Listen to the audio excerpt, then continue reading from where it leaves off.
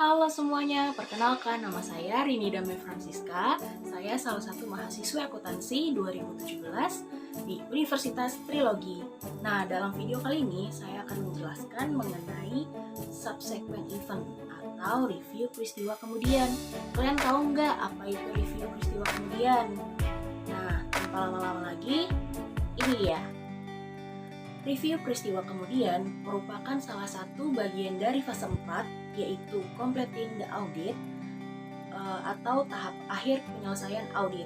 Nah, tahap akhir penyelesaian audit ini itu sangat penting dalam audit karena akan sangat mempengaruhi keberhasilan dalam audit itu sendiri. Beberapa keputusan yang diambil oleh auditor pada tahap ini sangat penting demi mencapai hasil audit yang optimal.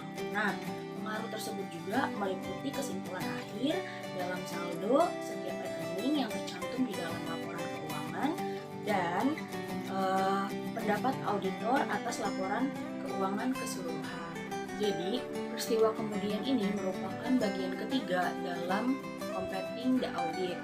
Nah, peristiwa kemudian ini perlu dilakukan review oleh auditor, baik itu transaksi maupun peristiwanya, yang mungkin nantinya dari transaksi atau peristiwa tersebut akan mempengaruhi penyajian atau pengungkapan dalam suatu laporan keuangan. Guys, ternyata auditor ketika mereview peristiwa kemudian ini ada batasannya loh. Jadi batasan auditor untuk mereview peristiwa kemudian ini terjadi pada saat tanggal neraca sampai tanggal laporan audit itu. Kenapa terbatas waktunya sampai penerbitan laporan audit saja? Karena tanggal laporan auditor itu berkaitan dengan penyelesaian prosedur audit yang penting di kantor klien atau di perusahaan klien. Nah, jadi antara tanggal neraca sampai tanggal laporan audit itu keluar, nah ada nggak sih peristiwa-peristiwa yang akan mempengaruhi penyajian dan pengungkapan dari laporan keuangan yang dibuat oleh perusahaan klien. Nah, auditor itu harus memeriksa ini, ada nggak kejadian-kejadiannya gitu. Kalau misalnya ada kejadian-kejadian yang perlu penyajian ulang atau perlu diungkapkan, nah itu ya memang manajemen perlu menyajikan dan mengungkapkan peristiwa kemudian yang terjadi ini gitu. Nah, prosedur audit ini review peristiwa kemudian terdapat di dalam SA 560 paragraf 2, 4, 7 dan 8. Ini untuk paragraf-paragraf yang utamanya aja.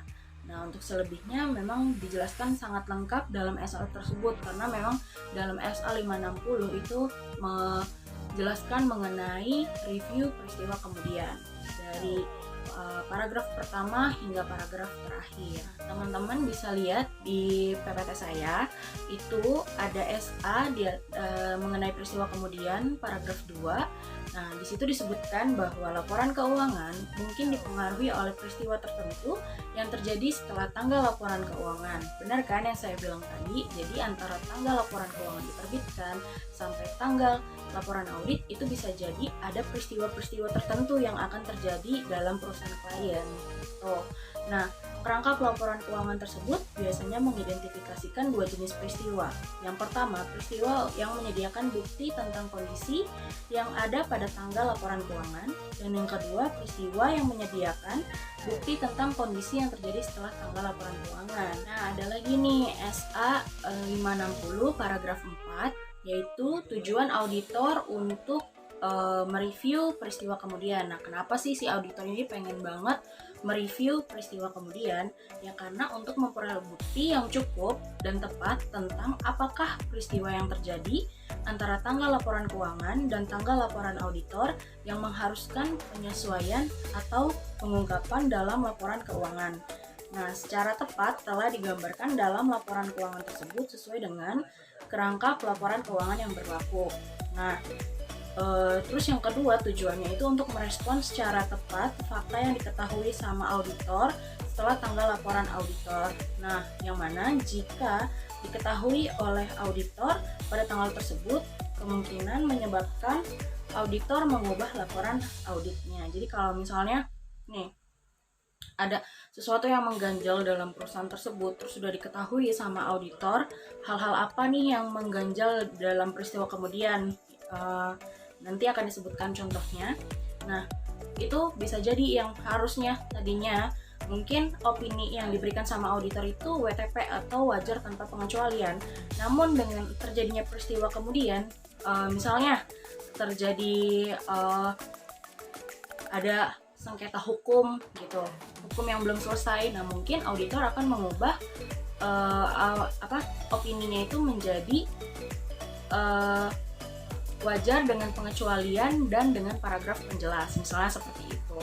Nah, maka dari itu peristiwa kemudian ini sangat penting untuk auditor ketahui, karena ya salah satunya untuk auditor memberikan opini kepada perusahaan klien di akhir nanti setelah audit di perusahaan klien itu selesai. Dari tadi kan saya udah menjelaskan tanggalnya antara tanggal laporan keuangan terbit sampai tanggal laporan auditor itu terbit. Nah, mungkin kalian bingung di mana aja sih tanggal-tanggalnya. Nah, kebanyakan perusahaan di Indonesia itu menerbitkan laporan keuangan pada tanggal 31 Desember di tahun berjalan.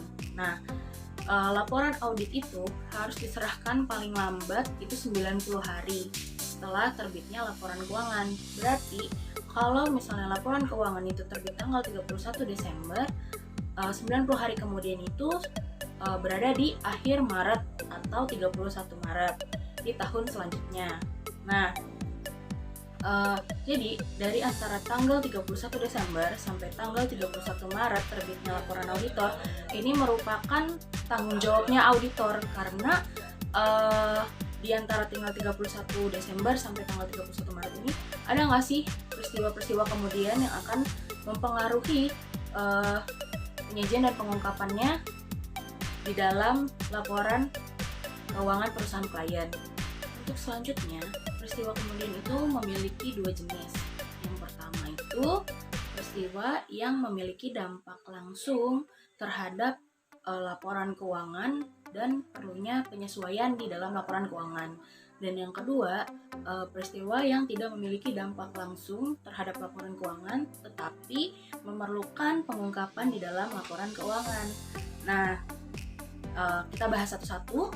Nah, yang pertama itu peristiwa kemudian yang memiliki dampak langsung terhadap laporan keuangan dan memerlukan penyesuaian. Ini saya akan memberikan contoh dari jenis peristiwa kemudian yang memiliki dampak langsung terhadap laporan keuangan dan perlunya penyesuaian. Contoh yang pertama itu adanya pernyataan kebangkrutan oleh pelanggan. Nah, pernyataan kebangkrutan dari pelanggan itu jadi misalnya gini, misalnya saya punya perusahaan Rini namanya, dan saya punya pelanggan namanya perusahaan Sastia.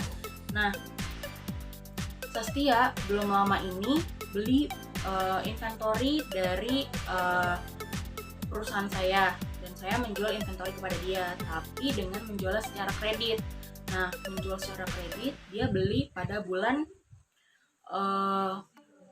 Oktober 2019, dan dia menyatakan kebangkrutan. Dia bilang ke perusahaan saya itu di tahun 2020, dia bilang, "Nih saya bangkrut," gitu. Dia mengasih surat pernyataan bahwa dia bangkrut.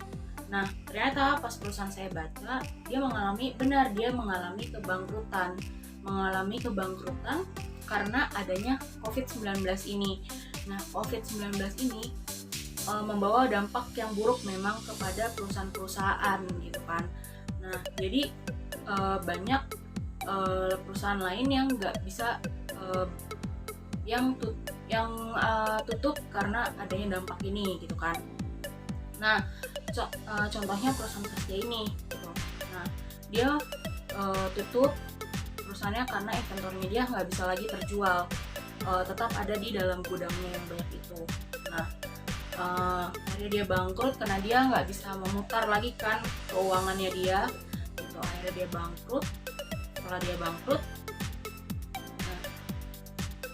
mau nggak mau perusahaan saya terkena dampaknya kan karena dia bangkrut. Saya harus menghapuskan piutang yang dimiliki sama perusahaan Sastia, dan itu akan mengalami kerugian yang cukup material bagi perusahaan saya, apalagi perusahaan saya ini sedang diaudit kan gitu. Nah, ini salah satu peristiwa kemudian yang terjadi dalam perusahaan saya, misalnya seperti itu. Nah, jadi antara tanggal 31 Desember 2019 ketika saya menerbitkan laporan keuangan, itu kan saya masih punya piutang besar nih terhadap perusahaan yang Sastia. Ternyata di bulan Februari ketika sedang diaudit perusahaannya, terjadi nih peristiwa dari penjualan yang kemarin, piutang yang kemarin itu dia nggak bisa bayar karena bangkrut. Otomatis saya harus menghapuskan piutang. Nah, disitulah perusahaan saya harus adanya penyesuaian di dalam laporan keuangannya, menghapuskan piutangnya Sastia ini gitu. Jadi piutangnya Sastia ini dihapuskan, berarti kan yang tadinya piutang saya mungkin lebih besar sekarang menjadi lebih sedikit karena salah satu pelanggan saya mengalami kebangkrutan. Nah, yang kedua tuh adanya penyelesaian tuntutan hukum. Jumlahnya itu mungkin berbeda dari jumlah yang dicatat dalam pembukuan. Yang ketiga itu disposal of equipment, yang udah nggak digunakan lagi sama perusahaan. Jadi disposal itu tuh ada 3.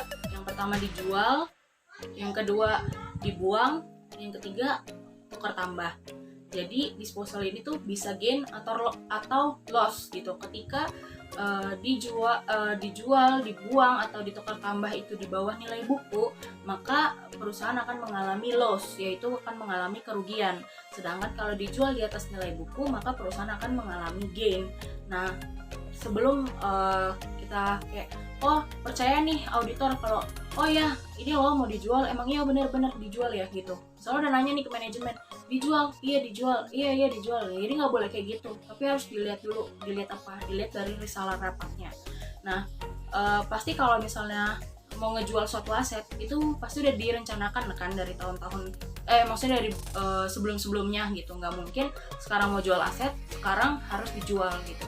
Pasti kan perlu dipersiapkan gitu kan, kayak ya dibersihin, diservis misalnya asetnya itu, kayak biar nilai jualnya juga semakin tinggi kan, daripada kalau misalnya sekarang jual niat mau jual sekarang dijual, itu pasti lebih kecil nilainya kan. Nah, makanya pasti lihat nih, baca dulu risalah rapatnya kapan manajemen mengeluarkan pengumuman akan menjual aset perusahaan gitu. Misalnya melakukan pengumumannya tuh di bulan Agustus di tahun 2019, berarti di tahun sebelumnya kan itu udah ada pengumuman bahwa manajemen akan menjual salah satu aset perusahaan, misalnya mesin gitu kan. Nah, mesin perusahaan ini mungkin dalam kondisinya tuh udah kurang baik lah ya. Nah, kurang baik, jadi udah diservis dulu, dicat dulu biar lebih bagus gitu kelihatannya, jadi biar nilai jualnya juga lebih tinggi gitu. Nah, ketika mau dijual berarti kan biaya servisnya, biaya pengecatan ulangnya itu kan masuk ke dalam nilai jual asetnya kan. Nah, terus ternyata selama tahun 2019 ini belum kejual. Nah, kejualnya itu di tahun selanjutnya gitu kan, tahun 2020. Misalnya di bulan Januari tahun 2020 itu baru kejual asetnya. Nah, berarti kan kalau kita lihat dari tanggal risalah rapatnya gitu, bener loh ini gitu, terus pengumumannya, terus ada surat lelangnya. Ya surat lelangnya itu misalnya ada juga di 2019, namun ketika lakunya di tahun 2020, nah berarti kita tarik garis, ini tahun 2019 nih pengumumannya, surat lelangnya tahun 2019, tapi terjual tahun 2020. Berarti ini memang peristiwa kemudian yang memang udah direncanakan tahun 2019 namun terlaksananya di tahun 2020, dan itu memerlukan penyesuaian di dalam laporan keuangan atau laporan tentang aset yang kita punya gitu. Terus yang keempat itu penjualan investasi dengan harga di bawah biaya harga yang tercatat. Nah, itu nggak jauh beda dengan yang sebelum-sebelumnya. Yang kedua itu ada peristiwa yang tidak memiliki dampak langsung terhadap laporan keuangan tetapi memerlukan pengungkapan di dalam laporan keuangannya. Nah, jadi ada beberapa peristiwa, misalnya itu ada merger atau akuisisi. Nah, merger atau akuisisi ini memang nggak perlu nih ada penyesuaian, karena kan mungkin dia baru di merger di bulan Januari atau bulan Februari, tapi memang sudah direncanakan dari tahun sebelumnya gitu. Nah, tapi baru terjadi di tahun 2020. Memang ini tidak perlu ada penyesuaian di laporan keuangan sebelumnya, karena memang terjadi merger atau akuisisinya ini di tahun 2020, tapi harus diungkapkan karena memang udah ada rencana dari tahun 2019. Misalnya dari tahun 2019, iya nih kita mau mengakuisisi, kita mau merger perusahaan A dengan perusahaan B misalnya gitu. Udah ada nih risalah rapatnya, udah diomongin sama manajemen keseluruhan gitu. Nah, tapi di 2019 tidak terlaksana di tahun 2020 di bulan Januari atau di bulan Februari, pokoknya sampai tanggal laporan audit itu terbit gitu. Adanya merger atau akuisisi memang tidak diperlukan penyesuaian pada laporan keuangan sebelumnya, namun perlunya pengungkapan di dalam laporan keuangan di bagian catatan atas laporan keuangan bahwa perusahaan A dengan perusahaan B itu telah di merger.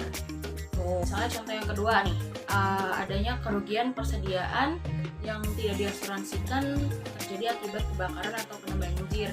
Nah, misalnya kita punya persediaan sisa dari tahun 2019 yang ada di gudang, namun persediaan itu nggak kita asuransikan gitu, dan tiba-tiba terjadi kebakaran atau banjir yang menyerang perusahaan gitu, misalnya.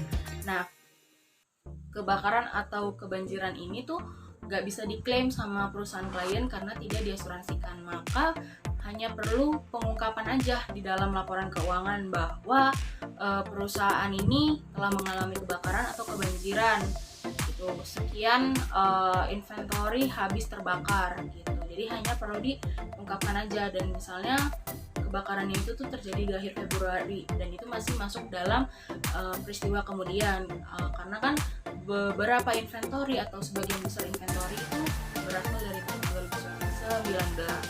Jadi hanya diperlukan pengungkapan atau pengungkapan karena ya inventory-nya itu tuh nggak diasuransi. Selanjutnya ada dalam SA 560. Di sini saya bacakan ya. Di sini dijelaskan bahwa auditor harus melakukan prosedur yang disyaratkan oleh paragraf 6 sehingga prosedur tersebut mencakup periode dari tanggal laporan keuangan sampai ke tanggal laporan auditor atau periode terdekat yang dapat dicapai. Nah, auditor itu harus mempertimbangkan penilaian resiko auditor dalam menetapkan sifat dan luas prosedur audit yang harus mencakup hal-hal sebagai berikut. Nah, yang pertama, memperoleh suatu pemahaman tentang prosedur yang telah ditetapkan oleh manajemen untuk memastikan bahwa peristiwa kemudian teridentifikasi. Nah, berarti peristiwa kemudian ini benar nggak sih teridentifikasi bahwa peristiwa yang terjadi atau transaksi yang terjadi itu karena akibat peristiwa kemudian gitu, dari lanjutan dari tahun sebelumnya gitu peristiwa ini gitu. Kalau misalnya enggak, berarti hal tersebut nggak masuk sebagai peristiwa kemudian. Nah, terus meminta keterangan dari manajemen dan jika relevan pihak yang bertanggung jawab atas tata kelola tentang peristiwa kemudian yang telah terjadi yang mungkin mempengaruhi laporan keuangan. Nah, yang ketiga, membaca risalah rapat ketika ada tentang pemilik, manajemen, dan pihak yang bertanggung jawab atas tata kelola entitas yang rapat tersebut diadakan setelah tanggal laporan keuangan dan meminta keterangan tentang hal-hal yang dibahas dalam rapat tersebut yang risalah hasil rapatnya belum tersedia. Mungkin nanti kalian bisa baca sendiri di sini yang udah saya tampilin. Di situ tuh ada contoh permintaan keterangan ada di paragraf A9 dan A10. Ya, cukup sekian penjelasan saya mengenai peristiwa kemudian atau subsequent event. Jika ada kekurangan saya mohon maaf. See you in the next video. Jangan lupa like, comment, dan subscribe. Bye bye.